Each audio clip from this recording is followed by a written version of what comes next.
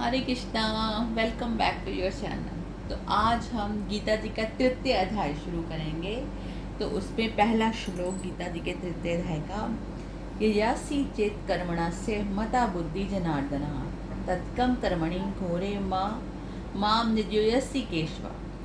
अर्जुन बोले, हे जनार्दन, यदि आपको कर्म की अपेक्षा ज्ञान श्रेष्ठ माने हैं तो फिर हे केशव मुझे भयंकर कर्म में क्यों लगाते हैं। तो इसमें अर्जुन जी ने ठाकुर जी से बोला कि अगर ठाकुर जी आपको, जनार्दन भगवान जी का ही एक नाम है, भगवान कृष्ण का, यदि आपको कर्म की अपेक्षा ज्ञान श्रेष्ठ माने, आप मानते हो कि जो हम लोग कर्म कर रहे हैं, कर्म आपको बताया था ना, जो भी हम काम करते हैं ये हमारा कर्म ही है, तो उससे अपेक्षा ज्ञान श्रेष्ठ मान्य है आपके लिए, ज्ञान ज़्यादा अच्छा है। तो फिर केशव मुझे इस भयंकर कर्म में क्यों लगाते हैं। भयंकर कर्म का उनका मतलब था उस वक्त जो उनका कर्म था युद्ध करना, है ना। तो ऐसे भी हमारे साथ भी तो ऐसे ही होता है कि हम लोग कभी कभी सोचते हैं कि क्या हम इस बेकार दुनिया में क्या कर रहे हैं, हमें तो अगर ठाकुर जी की प्राप्ति करनी है तो छोड़ो सब कुछ, हम सब कुछ छोड़ छाड़ के चलते हैं, संन्यास ले लेते हैं, तो ज्ञान को प्रेफरेंस देते हैं, निराकार की उपासना करेंगे, ये है वो, ऐसे कभी कभी हमारे मन में भी ऐसे विचार आते हैं। तो वही बात हमारे माध्यम से थ्रू अर्जुन जी ठाकुर जी से पूछ रहे हैं कि अगर आपको ज्ञान ही श्रेष्ठ है तो आप मुझे इस भयंकर कर्म में क्यों लगा रहे हो कि युद्ध करो फिर राज्य भोगो। तो इसका जो उत्तर आगे क्या दे रहे हैं ठाकुर जी, व्यामी शेरवनिम वाक्यन बुद्धि मोहमसी में वेदकम वद निश्चयतम येन यह्य आत्मनाम।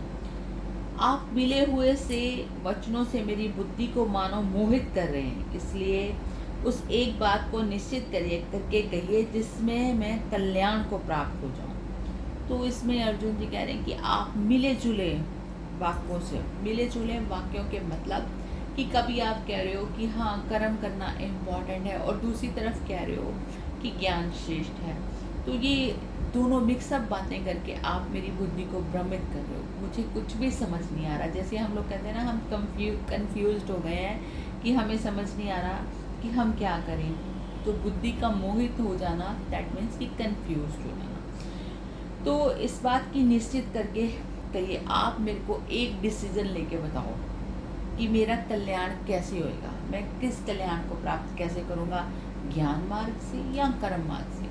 क्योंकि आप कह रहे हो कि ज्ञान भी अच्छा है, कर्म भी अच्छा है। आपने पीछे निश्चयात्मक बुद्धि में ज्ञान के बारे में कितना ज़्यादा समझाया, पूरा द्वितीय अध्याय ही सांख्य श्लोक ज्ञान के ऊपर था, सम बुद्धि के ऊपर था, स्थिर बुद्धि के ऊपर था।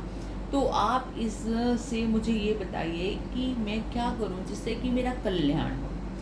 श्री भगवानवाच, भगवान जी कहते हैं, लोलकस्य सिद्धि विधा निष्ठा पूरा प्रोक्तमयानधा ज्ञान ज्ञान सांख्यानाम कर्म योगेन या योगनम। हे श्री कृष्ण बोले, हे निष्पाप, इस लोक में दो प्रकार की निष्ठा मेरे द्वारा पहले की गई, उनमें से सांख्य योगियों की निष्ठा तो ज्ञान योग में है और योगियों की निष्ठा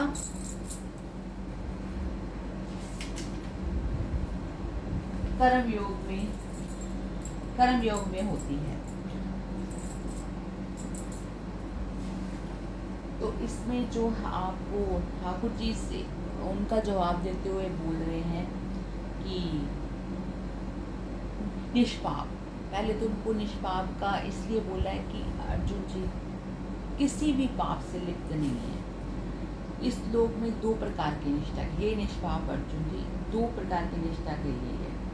उसमें एक सांख्य योग की निष्ठा, जो पहले द्वितीय अध्याय में सारे ठाकुर जी ने सांख्य योग की जो समबुद्धि योग वगैरह बताया है, वो निष्ठा को ज्ञान योग में एक्सप्लेन किया है। और दूसरे योगियों की कर्म निष्ठा, जिसको ठाकुर जी आगे बताने वाले हैं।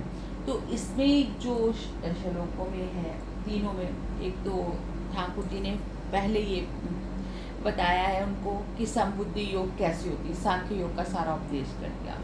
फिर उनको बोला कि आप ज्ञान के ऊपर श्रेष्ठ है, ये बात बता दी। तो अब अर्जुन जी जो है ना, वो इस वक्त कंफ्यूज्ड हो गए कि अब मैं क्या करूं, ज्ञान योग से चलूँ या कर्म योग से। तो ये जो ठाकुर जी ने आगे 2 निष्ठाएँ बताई है ना, ये इन आगे के अध्याय का जो तीसरा सारा इसी पे ही है। तो वो हम आगे पढ़ेंगे कि कैसे उन्होंने क्या-क्या बताया। तो अब चलते हैं, फिर हम रात को 9 बजे फिर मिलते हैं। राधे राधे।